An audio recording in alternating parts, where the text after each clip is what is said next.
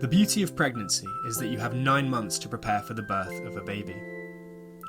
You read the books, you prepare the nursery, you buy the clothes, and the bottles, and the nappies, and you do some prenatal classes. But imagine not having 9 months to prepare for your baby. But you weren't pregnant this morning. How could you possibly have had a baby? He appeared to find me stood up in the bathroom shouting at him saying there's something coming out of me that shouldn't be. Imagine giving birth, not knowing you were pregnant.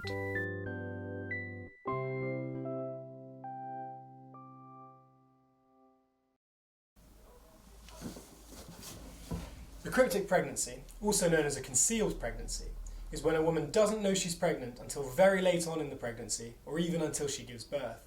This happens to around 300 women a year in the UK, and dramatic stories about women giving birth on the toilet have been splashed across the front pages of magazines and newspapers.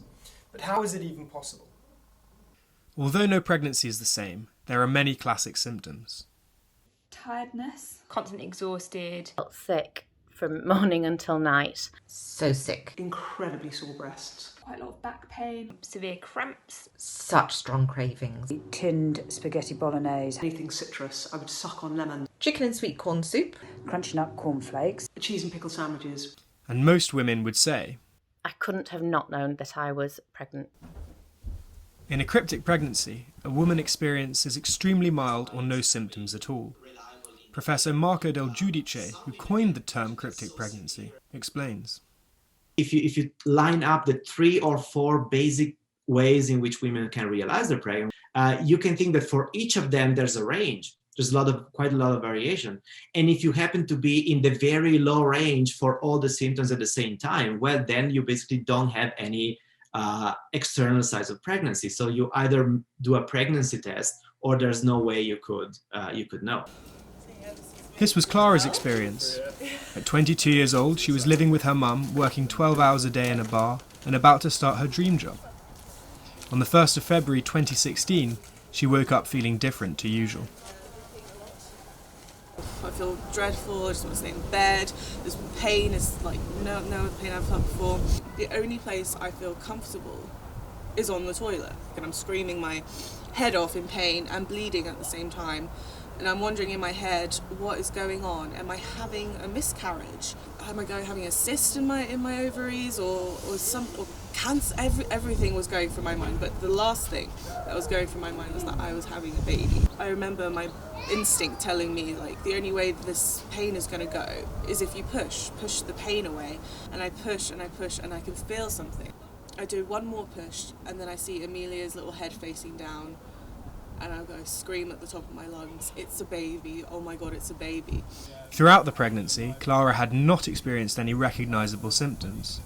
She was also taking the pill back to back and so had no periods at all. I didn't feel any movement, I didn't feel any other symptoms that pregnant women have. I was much slimmer than I am now, which is so annoying. And I had no stomach. But how was this physiologically possible?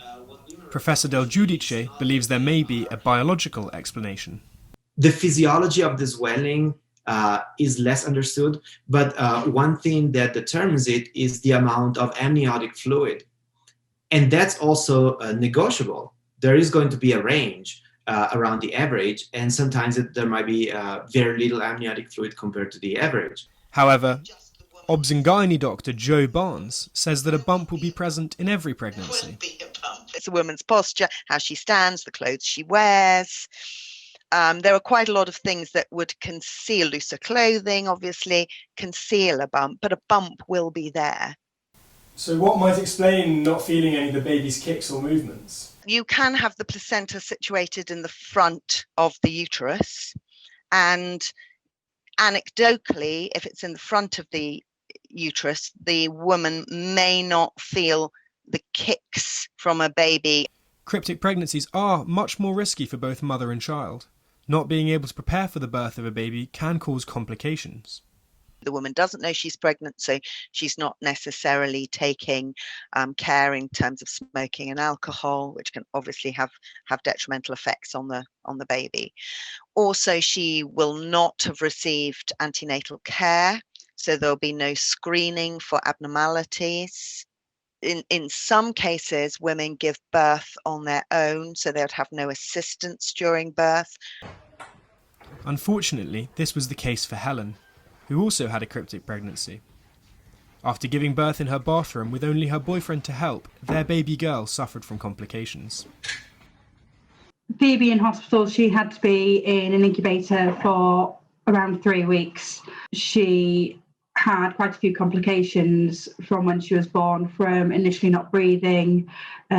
She got cold, she was having fits, and she generally just wasn't very well. And what was it like suddenly having this baby in your life without any warning? It was just strange because all of a sudden I was responsible for this whole new little being. It didn't hit home until I held her that, yeah, wow, this is real. It's just a complete life change. You've gone from being just two adults to we've really got to be responsible now, and that we weren't expecting that. Most people have 9 months to prepare for that. Throughout her pregnancy, Helen had shown no bump, no typical symptoms, and even had 7 negative pregnancy tests. She felt like her body had failed to warn her about what was to come. You don't get to experience the pregnancy. You don't get to have that enjoyment of telling everybody and letting others know. It just feels like your body sort of let you down. So how can the experience of a cryptic pregnancy be made less traumatic? Clara says that publicly available charities or official forums enabling her to share and discuss her experiences would have helped her cope with the shock from her cryptic pregnancy. I do believe that if there was someone that they could call or someone that they could speak to, I feel that the anxiety and the stress and the first few days after giving birth could help so much. Because when I found out the term cryptic pregnancy, that made me feel so relieved. To get ready for that in some way. For example, when Clara shared her story on national television, she received many messages from women expressing relief that they weren't the only ones to have gone through it. It was such a shock. Currently, however, no such charities or forums appear to be easily found. The Facebook groups offering help to these women are not professionally or medically monitored and therefore are unreliable. What is clear is that these women have overcome and adapted to what one could only describe as a shocking and traumatic introduction to motherhood. There are those who would say that it's all fake and that they're making it up. But by telling their stories, Helen and Clara are seeking to dispel those myths. The experience, at the time, it is terrifying to suddenly go from completely normal life to there is now a child. But it's just, you've got to get on with it. It was a rough start for her, but you see her now and you'd never know she was poorly. We're not crazy. Yes, we might have been a bit absent-minded to some very faint signs of the pregnancy, but we're not crazy. We're certainly good mothers after it because we feel so guilty within ourselves for not being there the first 9 months, and that we do everything possible to be there from now on. This isn't a sad story, it's a really happy story. A million things could have gone wrong, and it didn't. And I'm so thankful for that every single day. And we're living our best life that we possibly can be right now.